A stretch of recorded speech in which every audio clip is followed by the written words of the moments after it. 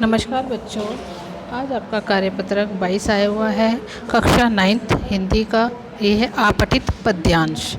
दिनांक है 27/8/2021। पद्यांश मतलब बच्चों होता है कविता, पद से जो लिए गए हों। आज हमारी ऐसी ही कविता दी गई है, उसके बारे में देखते हैं, पढ़ते हैं और समझते हैं कि उसमें क्या दिया गया। फिर उसके प्रश्नों के उत्तर हम हल करेंगे।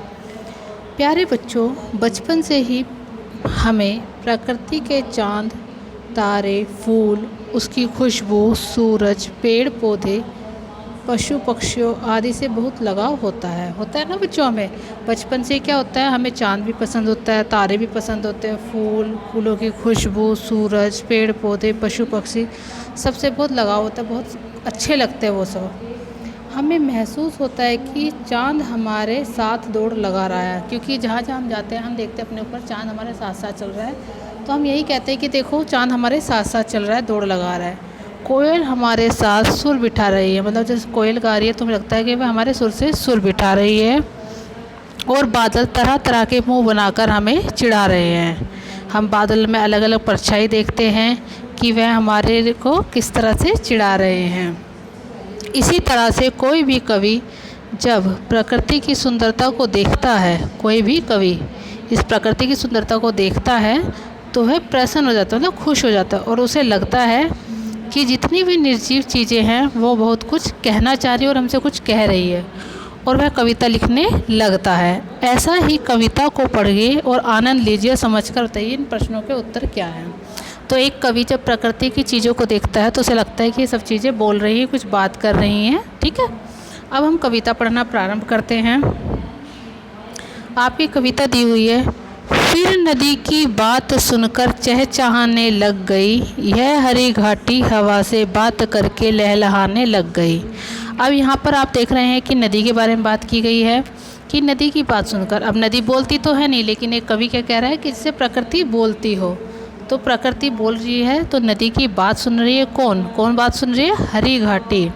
हरी घाटी नदी की बात को सुनकर क्या करने लगी है? लहलहाने लग गई है, चहचहाने लग गई है नदी की बातों को सुनकर। झर रहे हैं झरने हंसी के, उड़ रहे तूफान में स्वर। ऐसा लग रहा है कि जैसे हर झरना जो है वो हंस रहा है और तूफान के स्वर से स्वर मिलाकर वह बोल रहा है। रेशमी दूकुल जैसे बादलों के चीर नभ पर, और धरती रात रानी को सजाने लग गई। ऐसा लग रहा है कि जो रात की रानी है वह आई है। नभ नभ मतलब आसमान, आसमान में चीर मतलब कपड़ा, कि कपड़ा उस पर बिछा दिया है। बादलों के चीर मतलब बादलों को जैसे कपड़ा पहना दिया है और रात को वह सजाने लग गई हो। यह हरी घाटी हवा से बात कर महमाने लगी। अब हरी घाटी बात करके खुश हो रही है। गाड़ कर पेड़ों के झंडे बज रहे वर्षा के मादल। अब लग रहा है जैसे पेड़ जगह जगह लगे रहते हैं तो ऐसा लगता है पेड़ों के जैसे झंडे गाड़ दिए हों, और जब बारिश हो रही है तो ऐसा लग रहा है जैसे पेड़ और बारिश आपस में बातें कर रही है। आंजती वातायनों की चितवनों की सांझ काजल, और बूंदों की मधुर आहट रिझाने लग गई। खिड़की खोलकर ऐसा लगता है जैसे शाम हो गई है। जब हमने खिड़की खोली तो ऐसा लग रहा है जैसे वो हमारी आंखों में काजल लगाएगी। जो बूंदें पड़ रही थी जैसे लग रहा था काजल की बूंदें हो और वो हमारी आंखों में लगाएंगी। यह हरी घाटी हवा से बात करके गुनगुनाने लग गई, और ऐसा लग रहा है कि ये जो हरी घाटी है वह हवा से बात कर रही है और कुछ ना कुछ गुनगुना रही हो। तो ये आपकी कविता थी जो हरी घाटी से ऊपर निर्भर थी, आधारित थी। और हरी घाटी जो है वो अलग अलग चीज़ों से बातें कर रही है ना। जैसे यहाँ पे झरना है, यहाँ नदी बह रही है, यहाँ बारिश हो रही है और यहाँ खिड़की खुली हुई है ना। इन सभी के बारे में अभी हमने बात की है। उसके बाद बच्चों आपको यहाँ शब्दों का पिटारा दिया गया है। यहाँ पे क्या है? दुकून। दुकून का अर्थ है महीन कपड़ा। महीन मतलब बहुत पतला। चीर मतलब कपड़ा। मादल होता है ढोल या पखावज की तरह का बाजा हो। आंचती अंजन या काजल लगाना। वातायन मतलब छोटी खिड़की। अभी हमने यहाँ पे पढ़ा था ना यही सारी बातें। ठीक है, अब इसके प्रश्नों के उत्तर देखते हैं बच्चों। जैसे कि आपका पहला प्रश्न दिया गया है कि हवा से कौन बातें कर रहा है, तो अब हमने पढ़ा है कि हवा से हरी घाटी बात कर रही है। प्रश्न नंबर दूसरा है कि नभ या आकाश पर किस तरह का वस्त्र ढका हुआ है, तो रेशमी दुकुल जैसे बादल का, रेशमी दुकुल है ना, रेशमी कपड़ा जैसे हो। उसके बाद बच्चों प्रश्न नंबर तीसरा कि प्रसन्न होकर झरना क्या कर रहा है, तो प्रसन्न होकर झरना क्या कर रहा है? देखो झरना प्रसन्न होकर क्या कर रहा है, हंस रहा है। और पानी के तूफान में स्वर पैदा हो रहे हैं जिसके कारण। फिर प्रश्न नंबर चौथा है कि नदी की बात सुनकर कौन चहचहाने लगा है। तो प्रश्न नंबर 4 का उत्तर है नदी की बात सुनकर क्या हुआ, हरी घाटी जो है नदी की बात सुनकर वह चहचहाने लगी है।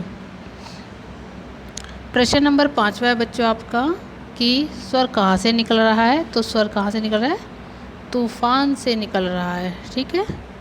प्रश्न नंबर 5 हो गया। छठा है कि इन पंक्तियों का भाव स्पष्ट कीजिए। देखो यहाँ से करना हमें, और धरती फिर पेड़ों के झंडे, यहाँ पे देखो, और धरती रात रानी को सजाने लग गई, यह हरी घाटी हवा से बात करके महमाने लग गई, गाड़ कर पेड़ों के झंडे। इतनी जो हमारा पद है इसका हमें भाव स्पष्ट करना है कि वो क्या कहना चाहता है, उसके भाव क्या हैं। तो इसके भाव देखो बच्चों, इन पंक्तियों का भाव यह है कि धरती पर धीरे धीरे क्या हो रहा है, रात छाने लगी है, हरी घाटी से अब और अधिक महक आ रही है, धरती पर पेड़ झंडे के समान लहराते प्रतीक हो रहे हैं। कहने का भाव यह है कि धरती की सुंदरता अद्भुत लग रही है। ठीक है। उसके बाद हमारा प्रश्न नंबर 7 है कि इस तरह की कविता लिखने या पढ़ने के बाद आपको मन आपको कब करता है। इस तरह की कविता लिखने या पढ़ने का मन कब करता है, तो जब प्रकृति बहुत सुंदर लगती है देखकर, तो इस तरह की कविता को लिखने और पढ़ने का मन करता है। इसका उत्तर यहाँ पे हो जाएगा आपका 7वें का। फिर 8वां है आपका कि इनके पर्यायवाची शब्द लिखने हैं आपको। पर्यायवाची शब्द देखते हैं बच्चों। जैसे नदी है, नदी का हो गया तटिनी वाहिनी दरिया, हवा का हो गया वायु पवन समीर, बादल का हुआ मेघ घटा जलद, और धरती का हो गया भू धरा और पृथ्वी। ठीक है। तो बच्चों ये आपके प्रश्नों के उत्तर सभी के हो गए हैं, और इस वर्कशीट को करके जल्दी जल्दी अपने ग्रुप में भेजना। धन्यवाद बच्चों।